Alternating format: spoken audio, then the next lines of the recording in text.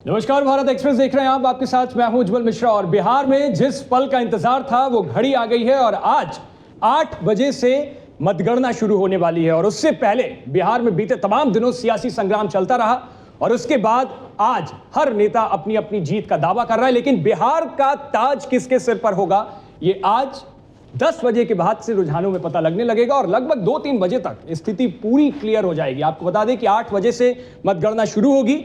सबसे पहले जो मतगणना का नियम है उसमें बैलेट पेपर की गिनती होगी। 8 बजे से 8:30 बजे तक बैलेट पेपर की गिनती होगी और उसके बाद सभी टेबलों पर एक साथ ईवीएम के वोटों की काउंटिंग शुरू होगी और उसके बाद रिटर्निंग ऑफिसर यानी आरओ सभी राउंड की गिनती के बाद रिजल्ट बताते हैं। आपको बता दें कि इसे चुनाव आयोग की वेबसाइट पर भी अपडेट किया जाता है और चुनाव आयोग की वेबसाइट पर सटीक नतीजे आप वहां से भी देख सकते हैं और उसी को लेकर के कंसीडर किया जाता है। पहला रुझान सुबह 9 बजे से आ जाएगा और 9 बजे के रुझान के बाद जैसे जैसे घड़ी की सुई आगे बढ़ेगी वैसे वैसे आप देखोगे कि बिहार में किसकी सरकार बन रही है, यह रुझानों से पता लगने लगेगा।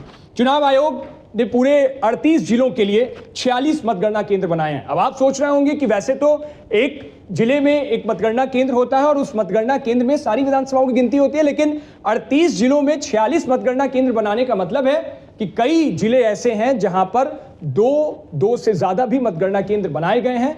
बिहार में सबसे ज्यादा विधानसभा सीटों वाली जो जिला है वो पटना है। 14 विधानसभा सीटें पटना के अंदर हैं और पटना में एक जो मतगणना केंद्र है वो बनाया गया है। सबसे पहले मोकामा का रिजल्ट आएगा और सबसे आखिर में आपको दीघा का रिजल्ट पता लगेगा आज के इस चुनाव में जब मतगणना होगी। उससे पहले आपको ये बता दें कि 14 टेबल पर एक साथ 14 ईवीएम रखकर गिनती की जाएगी। एक राउंड होगा जिसमें 14 से 15 मिनट लगते हैं और इस 14 से 15 मिनट में जो गिनती है उसमें रिटर्निंग ऑफिसर बैठते हैं, आरओ बैठेंगे और उसी के साथ साथ ईवीएम वीवीपैट के लिए अलग अलग टीमें बनाई जाती हैं। तो ये सभी टीमें लगातार मतगणना करती हैं और उसी के साथ नतीजे रुझान आने शुरू हो जाते हैं। और एक बात और, जब तक बैलेट पेपर की गिनती नहीं होती है तब तक ईवीएम की गिनती खत्म नहीं की जाती है, उसकी गिनती वहीं पर रोक दी जाती है मतगणना के नियम के मुताबिक। एक सबसे जरूरी बात और, बैलेट पेपर जो खुलते हैं जिनकी गिनती सबसे पहले की जाती है वो बैलेट पेपर क्या होते हैं? बैलेट पेपर जो सरकारी कर्मचारी होते हैं, सर्विस वोटर में सैनिक होते हैं, चुनाव ड्यूटी में तैनात जो कर्मचारी होते हैं या फिर प्रिवेंशन डिटेंशन में जो लोग होते हैं वो इस बैलेट पेपर के जरिए वोट करते हैं और इसीलिए बैलेट पेपर सबसे पहले खोला जाता है। एक सबसे जरूरी बात और, क्योंकि 2 चरणों में बिहार में चुनाव हुआ, 121 विधानसभा सीट, 122 विधानसभा सीट, सबसे पहले 122 विधानसभा सीटों में चुनाव और उसके बाद 121 विधानसभा सीटों में चुनाव। हॉट सीट्स तमाम रही हैं, कई दिग्गजों की साख लगी हुई है इन तमाम सीटों पर और इनके नतीजे भी आज आ जाएंगे। नीतीश सरकार के 28 मंत्रियों की साख लगी हुई है इस चुनाव में और उनकी लगातार एक एक सीट की अपडेट के साथ हम आपको बताएंगे। उससे पहले आपको यह भी बता दें कि जब जैसे जैसे नतीजे आएंगे, रुझान आएंगे, हम आपको लगातार भारत एक्सप्रेस पर आपको सबसे पहले एक एक सीट का हाल मिलेगा। और मेरे पीछे आप देख रहे होंगे ये तमाम मगध, सीमांचल, उत्तर बिहार, दक्षिण बिहार, कोसी, दक्षिण बिहार, ये तमाम अलग अलग जो रीजन हैं बिहार के, उन रीजन्स के लिए भी हमने अलग से तैयारी कर रखी है और तमाम अलग अलग रीजन्स पे आपको एक एक सीट का समीकरण यहां पर मिलेगा। तो जैसे जैसे वोटों की गिनती शुरू होगी उससे पहले ये तमाम लोग हमारे सहयोगी जो यहां पर बैठे हुए हैं चर्चा करेंगे इनसे और इनके साथ ही अभी तक की, क्योंकि 8 बजे मतगणना शुरू होगी और 8 बजे जब पहले पोस्टल पेपर बैलेट की गिनती होगी तो यह पता लगेगा कि किसके पक्ष में रुझान आ रहा है। लेकिन 9-10 बजे तक आपको रुझानों के नतीजे क्लियर होने लगेंगे और एग्जिट पोल अभी तक के आपने जो देखे हैं उसमें एनडीए को बढ़ा था, लेकिन एग्जिट पोल कितने एग्जैक्ट होते हैं ये आपको रुझानों के बाद और 2-3 बजे के बाद तक आपको क्लियर होने लगेगा कि क्या होगा। मैं अपने कुछ सहयोगियों से भी एक बार बात कर लेता हूं, क्योंकि ये लोग तमाम वो लोग जो डेस्क पर रहे, जिन्होंने देखा अलग अलग वेबसाइट्स पर बिहार के अलग अलग, इनमें तमाम लोग बिहार के ही रहने वाले हैं। तो अलग अलग लोगों में सबसे पहले मैं बात करूंगा हरिशंकर सर से। आप अभी छठ पूजा के दौरान भी बिहार गए और वहां पर आपने लोगों से बातचीत की।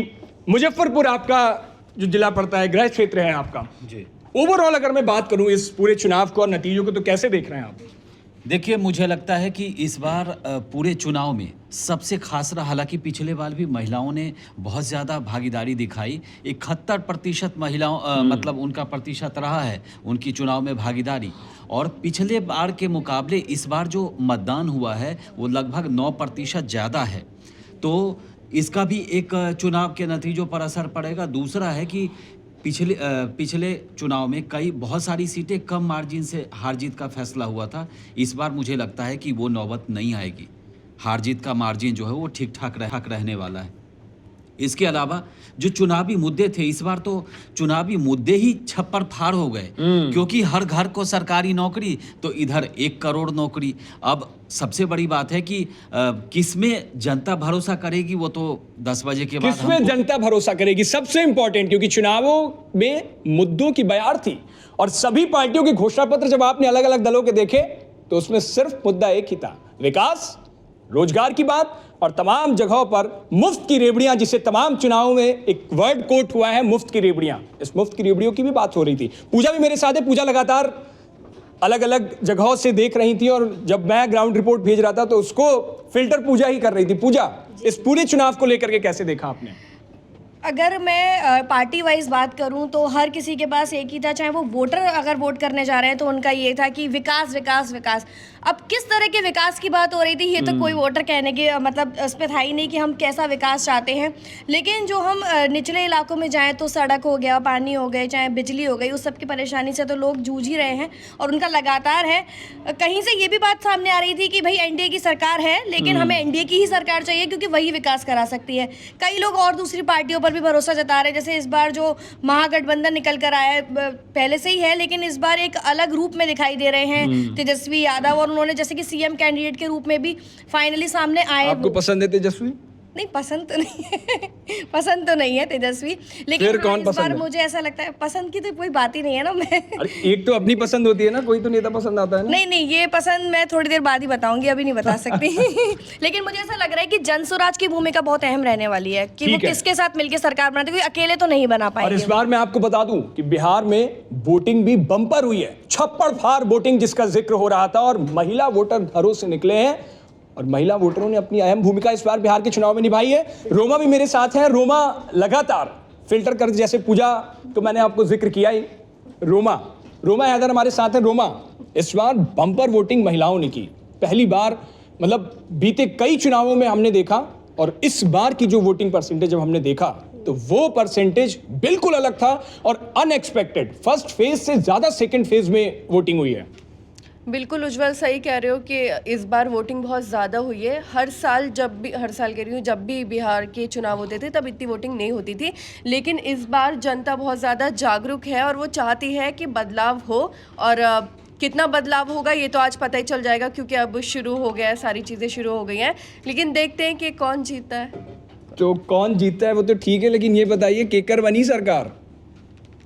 ये तो मैं आपको बाद में बताऊंगी। ये बाद में बताएंगे। तो ये तमाम जो, जैसे ये रोमा यहाँ पर हैं, तो जब समझिए रोमा यहाँ पर, तो बिहार में ग्राउंड पर जाकर आपको लोगों से जब वोटर से बात करनी होती है तो वो कितना स्मार्ट वोटर होता है और वो कैसे अपनी बात रखता है। और इसीलिए मैं कहता हूँ, तमाम बीते कई बार से आपने देखा होगा एग्जिट पोल जो होते हैं वो कुछ और डेटा होता है, और जमीन पर जब बाद में रिजल्ट आता है तो डेटा कुछ और हो जाता है। और पिछली बार का तो एग्जिट पोल अभी हाल का ही 1 साल पहले का आपको याद होगा, 2024 के लोकसभा चुनाव में तमाम एग्जिट पोल्स के दावे फेल साबित हुए, और उसके बाद आपने देखा होगा कई बड़े मीडिया संस्थानों ने उन एग्जिट पोल कंपनियों के साथ अपने रिश्ते को भी विराम दे दिया था। तो इसीलिए मैं कह रहा हूं, आज की जो घड़ी है, मतगणना की घड़ी, वो बहुत अहम रहने वाली है, क्योंकि बिहार में समीकरण इस बार बिल्कुल अलग थे। बम्पर वोटिंग क्या इशारा कर रहा है ये समझने की कोशिश करेंगे। जो उसी के साथ नई दल जो मैदान में उतरे हैं, चाहे वो प्रशांत किशोर की जनसुराज पार्टी हो, चाहे वो तेज प्रताप यादव की जनशक्ति जनता दल हो, चाहे बिहार के अलग अलग हिस्सों में छोटी छोटी रीजनल पार्टीज हो, इनकी क्या भूमिका रहने वाली है अब से थोड़ी देर में आपको पता चल जाएगा। और 8 बजे मतगणना शुरू होगी और उसके बाद 9 बजे तक लगातार आपको रुझान आते रहेंगे। तो भारत एक्सप्रेस के डिजिटल प्लेटफॉर्म पर आप लगातार जुड़े रहिए, यहां पर एक एक अपडेट आपको लगातार हम देते रहेंगे।